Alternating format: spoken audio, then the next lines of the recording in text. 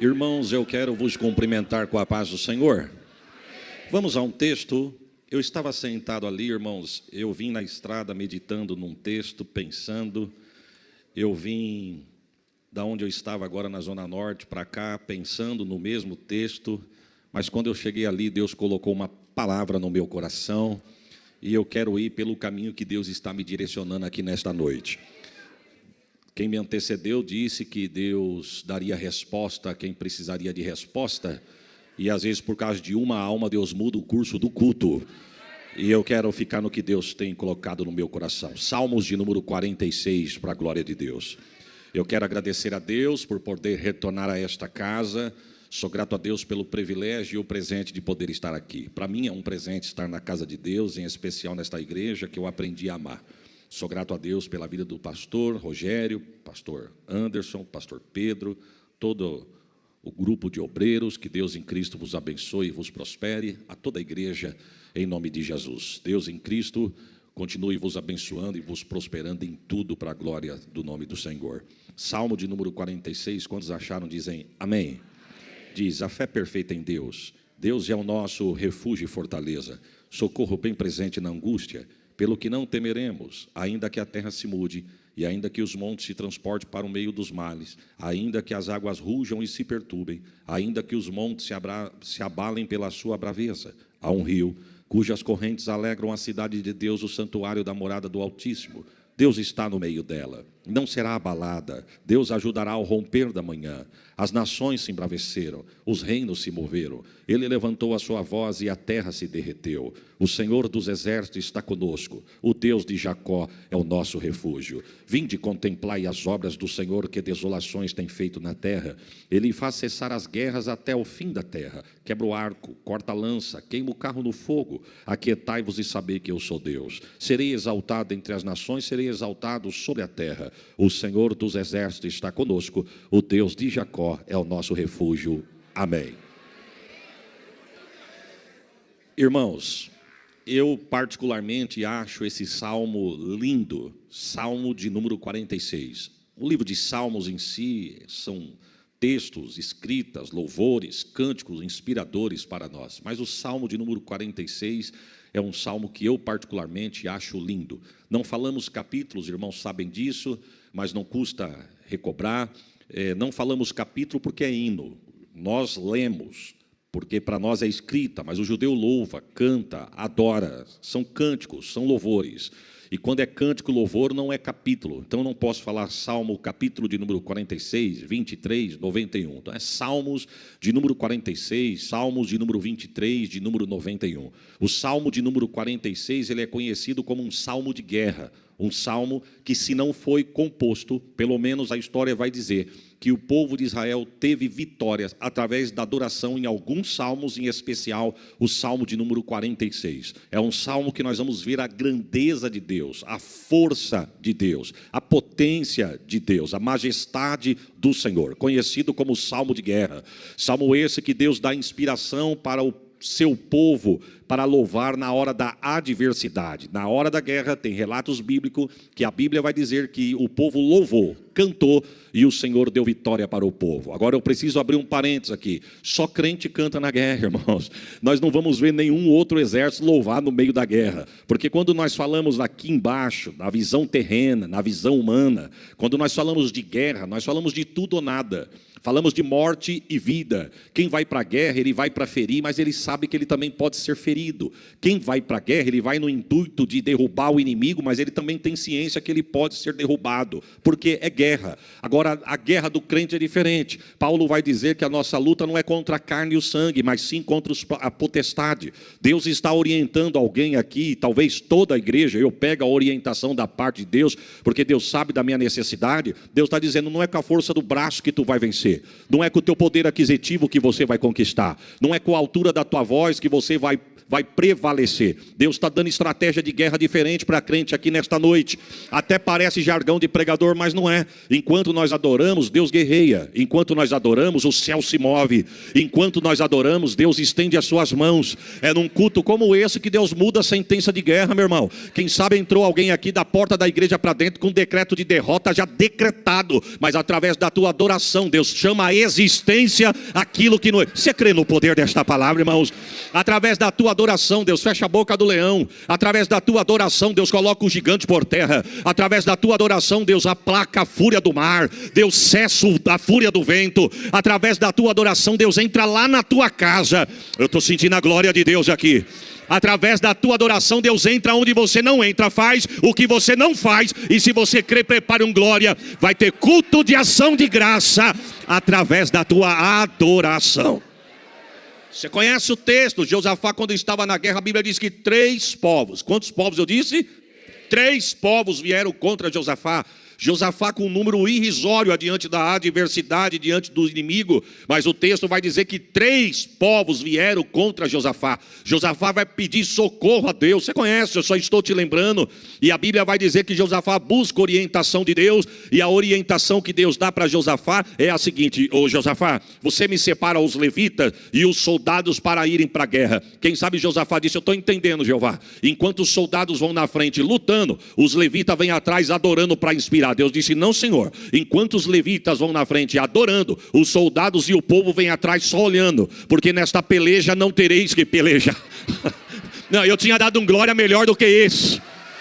Ô glória, e vou te dar uma notícia, hein? Não é só louvar com o microfone na mão, não. Com todo respeito, quem louva na igreja. Mas Deus está dizendo para alguém aqui: eu te dou vitória adorando, não é só na igreja. Eu te dou vitória adorando na beira do teu tanque, na beira da tua pia, debaixo do teu chuveiro, no volante do teu carro. O Santo de Israel.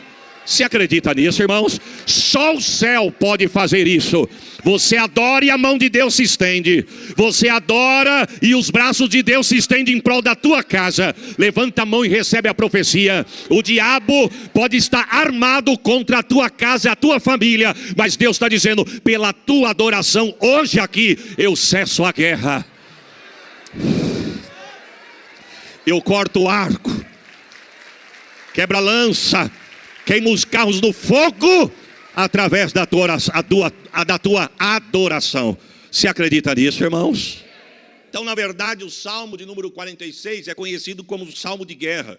Na verdade, se nós fôssemos estudar o livro de Salmos, os Salmos é dividido em algumas partes. Por exemplo, existe Salmos conhecido como Salmo de Lamentações. O que são Salmos de Lamentações? Salmo que, quando Deus inspirou o salmista para compor, adiante da adversidade que o salmista estava passando, ele lamenta no salmo diante da sua composição. Por exemplo, se você for meditar no salmo de número 13, o salmista, ele lamenta a Deus, e o salmo de número 13 é conhecido como um salmo de lamentação. É por isso que você vai ver no salmo de número 13 o salmista dizer assim: Senhor, até quando tu vai ficar calado para mim? Até quando tu não vai me responder? Até quando o inimigo vai menear a cabeça contra mim? É para sempre? O que o salmista está dizendo é o seguinte: é para sempre que o Senhor vai se calar?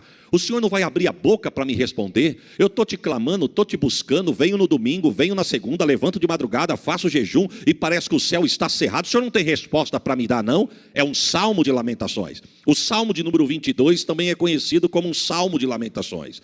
O salmo de número 22 é quando o salmista vai compor, ele vai fazer alusão ao sofrimento do Messias. E no salmo de número 22 ele começa dizendo: meu Deus, por que me desamparaste? É um salmo de lamentação, adiante da adversidade que o salmista estava passando naquele momento. Só que dentre os salmos de lamentações, existem mais de 60 salmos na Bíblia, que é conhecido como salmo de lamentações com ações de graça. Ou seja, se fosse uma sobremesa, nós poderíamos dizer que era a cereja do bolo. Ou seja, o salmista começa... O que é um salmo de lamentações com ações de graça? É aquele salmo que o salmista começa lamentando, mas ele acaba agradecendo. Ele começa lamentando, mas ele acaba agradecendo. Ele começa lamentando adiante da adversidade que ele está passando, mas no meio da adoração, Deus vai mudando o cântico dos lábios dele. Irmão, só Deus pode fazer isso.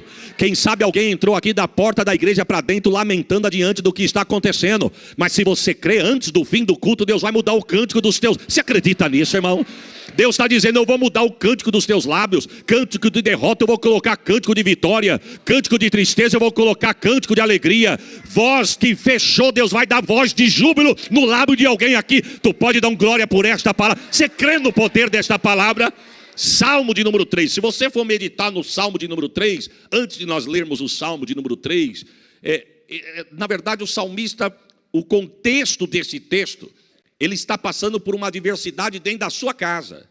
Absalão, seu filho, está conspirando contra o pai. Ele quer usurpar o trono do pai. Ele quer arrancar Davi do trono e sentar na cadeira do pai. E a história diz que, diante deste contexto, ele fica no intervalo, irmãos, de 2 anos sentado na porta do palácio, ganhando o coração do povo. Porque o rebelado, ele não tem pressa. O rebelado, ele é baixo. O rebelado, meu irmão, ele tem golpe baixo. Ele não tem nem para ele, mas ele promete o que ele não tem nem para ele. Ele não pode garantir, mas ele gosta de prometer.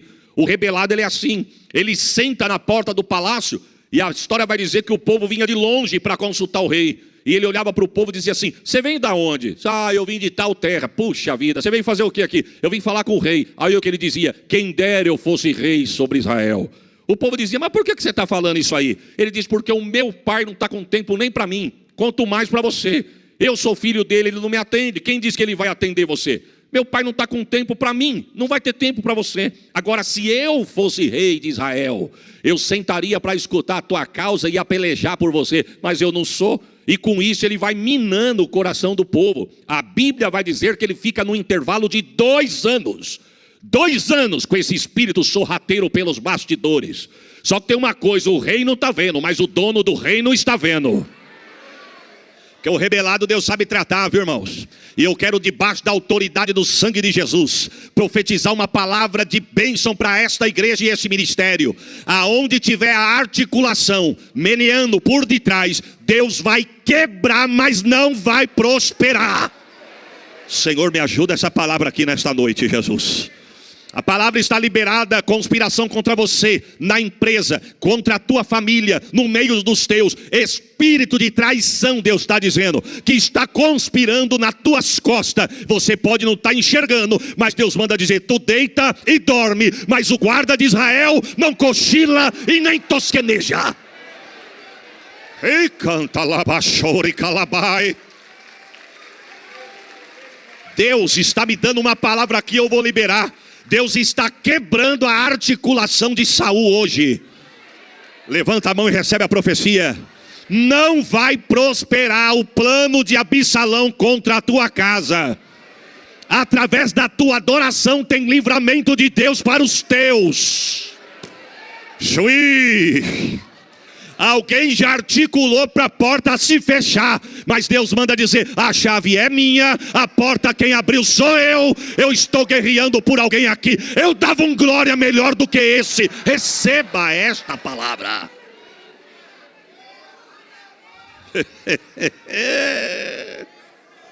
Irmão, Deus é demais. O diabo vem na contramão de forma sorrateira, quietinho, pisando com um sapatinho de algodão. Aí dá uma segunda como essa, fria. Que talvez você não estava nem com coragem de vir na igreja pela canseira e pelo frio que está da porta da igreja para fora. Mas porque você venceu tudo isso e chegou aqui, Deus está dizendo, você vem no lugar certo. Deus me queima novamente no coração e eu vou liberar a palavra. Deus está queimando a articulação contra a vida de alguém hoje aqui. Eu não sei em que área que o diabo se armou para te pegar de surpresa e tomar o que é teu. Mas o que é teu, ele não vai tomar o que Deus falou que é teu. O Santo de Israel. Você crê nisso, irmãos? Estava planejado, mas Deus está dizendo, hoje o laço foi cortado.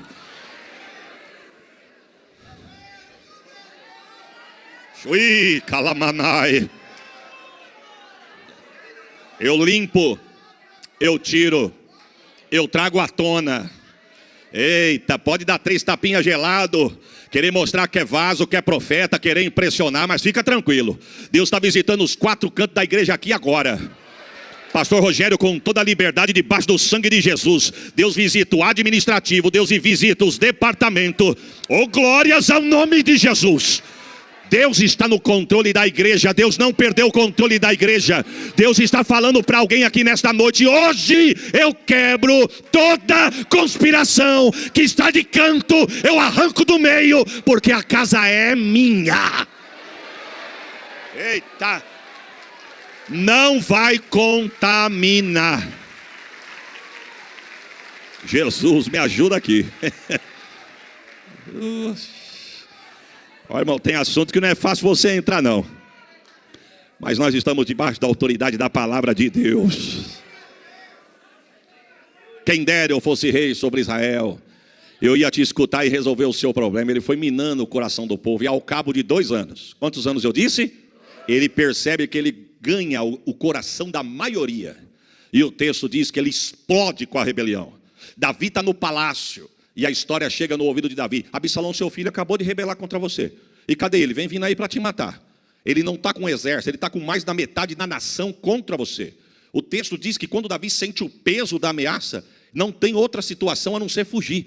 O contexto do Salmo 3 é uma fuga de Davi para não morrer na mão do seu filho Absalão. E o texto diz que ele corre pelas costas do Monte das Oliveiras. Mas antes dele chegar no Monte das Oliveiras, quando ele vai pegar o rumo do monte para se esconder no alto do monte, o inimigo lutando, ele fugindo para o monte. O inimigo lutando, ele fugindo para o monte. O inimigo lutando, ele fugindo para o monte. E o texto vai dizer que quando ele chega no pé do monte, alguém fala para ele: Davi, não é só teu filho com a nação que está contigo. Tem um aí no meio aí que você precisa saber. Quem que é? Aitofel. Davi diz: vamos parar a fuga agora. Eu preciso fazer uma oração. E qual que é a oração? Vai fazer campanha? Não. Vai dar as mãos? Não. Corrente? Também não. Vai dobrar o joelho aqui e fazer uma vigília? Não tenho tempo para isso. Você vai fazer o quê? Repetir 3 vezes a mesma frase, curta, pequena e objetiva. O que é para nós falar, Davi? Senhor, quebra os planos de Aitofel. Senhor, quebra os planos de Aitofel. Senhor, quebra os planos de Aitofel. Davi olhou e falou: vamos continuar a fuga. Mas só isso? Fica tranquilo, irmão. Quem era Aitofel? Um estrategista de guerra e político de Israel. Quando você vai estudar a história deste homem, você vai ver que as palavras de Aitofel, os estudiosos vão dizer que eram tidas como oráculos na Bíblia, irmãos. O que ele falava era sentença. Não teve estratégia de guerra desse homem que deu errado. Não teve conselho que ele deu para Davi que deu errado. O homem inteligente tinha um poder grande de intelecto. Quando Davi percebe que Aitofel está com seu filho, Davi percebe o peso da responsabilidade da guerra que ele estava. Mas ele faz uma oração, repetindo 3 vezes a mesma frase. E não é que Deus ouviu? Quebra os planos de Aitofel. Quebra os planos de Aitofel. Quebra os planos de Aitofel. Deus está dizendo para alguém: não bata a boca, não discuta, não chama para bate-papo, não dá indireta. Deus está dizendo: desce no pé do monte e pede para Deus quebrar os planos. Irmãos, eu estou sentindo uma graça aqui nesta noite. Deus está dizendo para alguém: não discuta, não desabafe, não bata a boca, não perca teu tempo. Se você for parar para discutir, você vai perder a vitória, você vai perder a bênção de Deus. Deus está dizendo: peça para mim quebrar os planos dele. Ele pode ter estratégia, mas não é maior do que eu. Ele pode ser inteligente, mas não é maior do que eu. Ele pode estar armado até os dentes, mas Deus está dizendo: hoje eu quebro os planos de Aitofel. Eu dava um glória melhor do que esse, porque a palavra é de livramento para nossa casa hoje. Aqui receba o peso desta palavra. Sabe o que ele faz? Continua a fuga. E ele continua a fuga. Quando ele chega no meio do monte, nós estamos no contexto do Salmo 3. Quando ele chega no meio do monte, a história diz que Davi olhou para o alto e falou assim: Joabe, arruma a cama que eu estou com sono. Deus fez a noite para dormir. Joabe olhou e falou: não, mas nós não pode parar para dormir não, rei. Se nós parar para dormir uma hora dessa, seu filho vai nos alcançar e vai nos matar.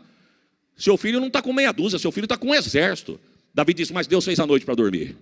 A minha parte eu estou fazendo, Deus vai fazer a parte dele. Arruma, inclusive, me dá a harpa aí, que eu quero cantar um hino aqui agora. Irmão, é nessa hora que Davi tem a inspiração para escrever o Salmo 3. Aí eu te pergunto de novo: como que pode compor no meio da guerra? Como que pode cantar no meio de uma adversidade? E não é só cantar, porque uma coisa é você cantar o que existe, outra coisa é você compor o que Deus está te dando na hora. É por isso que o Salmo 3, ele começa lamentando. Ele começa dizendo: Senhor, como se tem multiplicado os meus adversários. Na tua casa tu lê, não leia aqui não, para não perder tempo. São muitos os que se levantam contra mim.